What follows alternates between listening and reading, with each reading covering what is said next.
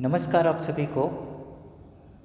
आज हम बात करने वाले हैं new era higher secondary school द्वारा संचालित new era career ready kids programme के बारे में। New era higher secondary school CBSE board द्वारा मान्यता प्राप्त विद्यालय है जो पिछले 28 वर्षों से शिक्षा के क्षेत्र में अपना बहुमूल्य योगदान दे रहा है और सफलता के नए आयामों को गढ़ रहा है। सत्र 2018-19 में विद्यालय ने अपनी स्थापना के 25 वर्ष पूर्ण किए और इसी उपलक्ष्य पर विद्यालय ने तय किया कि वह अपने विद्यार्थियों के लिए कोई ऐसा कार्यक्रम आरंभ करेगा जिससे विद्यार्थियों को जीवन में एक सफल करियर चुनने में या करियर के सफल पायदान पर पहुंचने में मदद मिले। और इसी के आधार पर करियर रेडी किड्स प्रोग्राम की नींव रखी गई। करियर रेडी किड्स प्रोग्राम विद्यालय की एक महत्वाकांक्षी योजना है जिसके तहत बच्चों को बड़े सपने देखने के लिए प्रेरित करना, उन्हें ये भरोसा दिलाना कि वो इन बड़े सपनों को अचीव कर सकते हैं, प्राप्त कर सकते हैं और उनको उनके सपनों की ओर अग्रसर करना, यह इस प्रोजेक्ट के मुख्य उद्देश्य है। आइए करियर रेडी किड्स प्रोग्राम को विस्तार से समझते हैं। यह प्रोग्राम क्या है, इसे क्यों आरंभ किया गया, इसे कैसे एग्जीक्यूट किया जाएगा और इस कार्यक्रम का निष्कर्ष। करियर रेडी किड्स प्रोग्राम क्या है?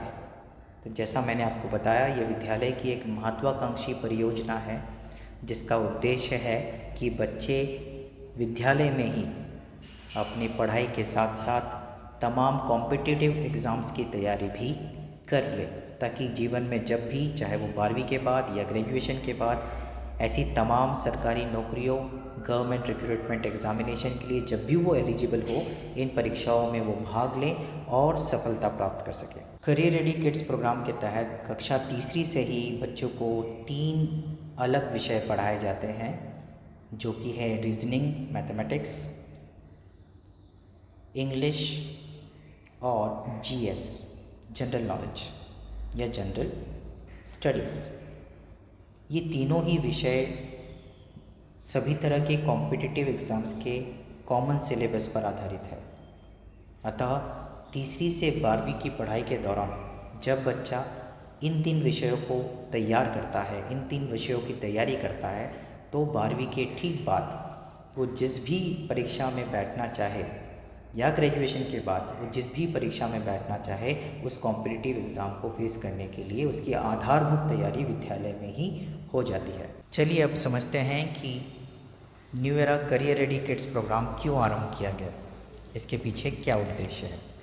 तो निम्न बिंदुओं के आधार पर हम समझने वाले हैं कि यह प्रोग्राम क्यों लागू किया गया। इस प्रोग्राम का एक महत्वपूर्ण उद्देश्य है कि विद्यालय नेशन बिल्डिंग में अपने योगदान को बढ़ाना चाहता है। वो चाहता है कि विद्यालय से निकलने वाले विद्यार्थी प्रशासनिक सेवाओं में पहुँचें और देश की अच्छी सेवा करें, ताकि देश उन्नति के पथ पर और तीव्रता की गति से अग्रसर हो सके। सबसे पहला बिंदु अगर हम समझेंगे कि इस प्रोजेक्ट के तहत विद्यालय चाहता है कि विद्यार्थियों को एक सिक्योर्ड करियर, एक निश्चित व्यवसाय या करियर उन्हें मिले। जैसे कि हम देखते हैं सभी तरह की गवर्नमेंट एग्ज़ाम्स में एक स्टेबल जॉब मिलती है, साथ ही साथ बड़ी संख्या में ऐसी परीक्षाएं होती हैं जहां बच्चा परीक्षाओं में भाग लेकर सिलेक्ट होकर अपने करियर को निश्चित कर सकता है। पे स्केल भी गवर्नमेंट एग्ज़ाम्स में या गवर्नमेंट जॉब्स में काफ़ी बेहतर होता है। जब हम बचपन से ही, कक्षा तीसरी से ही जीएस, इंग्लिश और रीजनिंग में काम करते हैं, पढ़ते हैं, उस पर मेहनत करते हैं, तो नो डाउट ये हमारी पर्सनालिटी को भी अगले स्तर पर ले जाता है। हम बेहतर कम्युनिकेटर बनते हैं। हम डिसीज़न लेना हमारे लिए आसान होता है क्योंकि हमारे पास बेस नॉलेज होता है सभी चीज़ों का। एक डिसिप्लिन लाइफ हम जीते हैं और हमें समाज से या हमारे कार्यस्थल पर प्रोफेशनली, पर्सनली हम बेटर रिस्पॉन्स रिसीव करते हैं। इस पूरे प्रोग्राम से विद्यालय का ये उद्देश्य भी है कि हम अवेयर्ड सिटीजन्स डेवलप करें। अवेयर्ड सिटीजन्स मतलब जागरूक नागरिक, जो किसी भी क्षेत्र में आगे चलकर देश के बेहतर काम आ सकते हैं। और सबसे महत्वपूर्ण बात, आपका, हमारा, विद्यार्थी का, हम सबका उद्देश्य है कि बच्चा एक सफल जीवन यापन करे, जिसमें ये कार्यक्रम एक महत्वपूर्ण योगदान देने वाला है। चलिए अब समझते हैं कि करियर रेडी किड्स प्रोग्राम को लागू कैसे किया जाएगा, हाउ टू एग्जीक्यूट इट। इसे हम निम्न बिंदुओं के आधार पर समझेंगे। A well oriented syllabus. विद्यालय ने अपने इतने वर्षों के अनुभव के आधार पर और कॉम्पिटिटिव एग्ज़ाम्स में पूछे जाने वाले प्रश्नों के आधार पर कक्षावार, कक्षा तीसरी से 12वीं के विद्यार्थी के लिए इन तीनों ही विषयों जीएस, रीजनिंग और इंग्लिश के लिए निश्चित सिलेबस तय किया है। और इसका जो एम है या जो तरीका वो है माइक्रो टू मैक्रो, ताकि तीसरी के बच्चे को बहुत कम मात्रा में अलग पढ़ाई करनी पड़े, और जैसे जैसे वो बड़ी कक्षा में आएगा तो धीरे धीरे कंटेंट बढ़ता जाएगा। और ये भी प्रयास किया गया है कि उनकी जो मेन सब्जेक्ट्स हैं उससे इस पढ़ाई को लिंक किया जाए। इसको एक उदाहरण से समझते हैं। जैसे हम मान लीजिए कोई बच्चा है कक्षा चौथी का, 4th क्लास का, और उसके इंग्लिश की किताब में ये ताजमहल का पिक्चर है, तो उसके सिलेबस में, जीएस के सिलेबस में भी ताजमहल से रिलेवेंट कंटेंट है।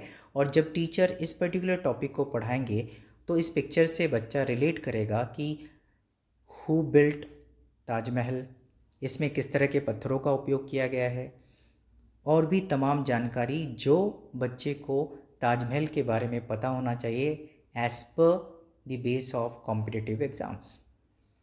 So the syllabus has been designed in a very precise and particular manner. आगे बढ़ते हैं। सिलेबस का एक उद्देश्य ये है कि हर छोटा छोटा कदम जो हम रोज़ रखने वाले हैं वो एक लंबी दूरी हमें तय करवाएगा जब कक्षा तीसरी से बच्चा कक्षा 12वीं में पहुंचेगा।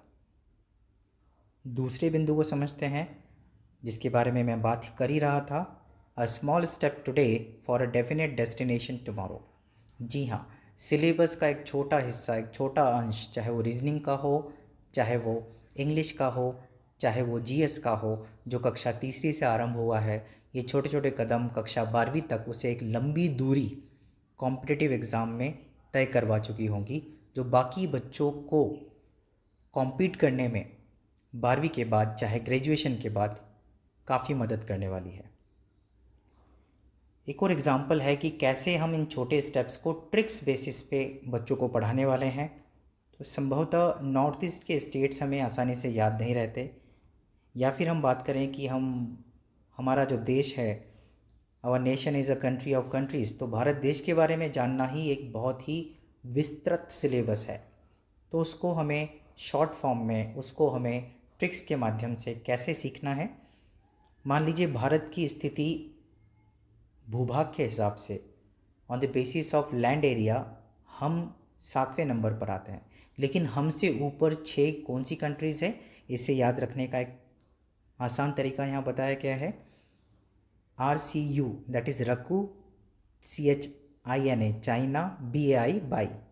तो रकू चाइना बाई, इस पर्टिकुलर वर्ड या फ्रेज से हम आसानी से याद रख सकते हैं कि हम 7वें नंबर पर हैं और हमसे पहले 6 कंट्रीज़ कौन सी है, जैसे Russia, R for Russia, C for Canada, U for USA, China तो चाइना है ही, B for Brazil, A for Australia और I फॉर इंडिया।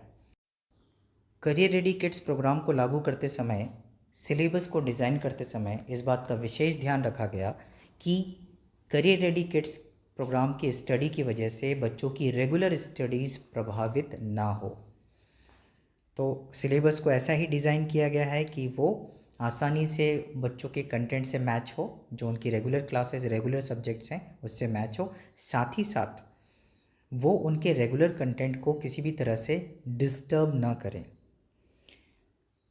एक बहुत महत्वपूर्ण अंश जोड़ा गया है इसके एग्जीक्यूशन में कि इस पूरी प्लानिंग में regular principle of self assessment जोड़ा गया है। बच्चों को इतने काबिल बनाना कि वो खुद अपनी असेसमेंट कर सके कि वो इस पर्टिकुलर डायरेक्शन में कितना आगे और किस तीव्रता से आगे बढ़ रहा है, क्या वो सही दिशा में है या नहीं। और ये महत्वपूर्ण है क्योंकि एक बार बच्चा समझता है कि वो किस दिशा में जा रहा है और किस गति से जा रहा है तो उसके लिए आगे चलना, आगे बढ़ना आसान हो जाता है। जब हम एक लंबी जर्नी पर निकलते हैं तो नो डाउट बीच में ऐसा लगता है कि हम थक गए हैं, अब आगे बढ़ना मुश्किल है, हम हमारे डेस्टिनेशन तक नहीं पहुंच पाएंगे। तो इसीलिए मोटिवेशनल क्लासेस एक इम्पॉर्टेंट रोल प्ले करेगी। जब बच्चा डीमोटिवेट हो तब उसे फिर से मोटिवेट करना ज़रूरी है ताकि वो अपने लक्ष्य को अचीवेबल माने और खुद की योग्यताओं पर हमेशा भरोसा रखे और निरंतर अपनी जर्नी जब तक लक्ष्य प्राप्त ना हो जारी रख सके। कम्युनिकेशन स्किल्स पे जैसे बताया गया है कि इंग्लिश की क्लासेस होती है, इस पे बेसिकली कम्युनिकेशन स्किल्स पर भी जोर दिया जाता है। तो no doubt spoken classes help करने वाली है कि बच्चा खुद को बेहतर तरीके से एक्सप्रेस कर पाएगा, अपने आइडियाज़ रख पाएगा, अपने नॉलेज को, अपने स्किल्स को बेहतर बना पाएगा। और साथ ही साथ ये सारे स्किल्स, इसमें कम्युनिकेशन स्किल स्पेशली हेल्प करने वाली है। वो प्रोफेशन में किसी भी दिशा में जाएगा, चाहे वो गवर्नमेंट जॉब करे या प्राइवेट जॉब करे, कम्युनिकेशन स्किल्स उसे ज़रूर आगे बढ़ने में हमेशा मदद करेगी।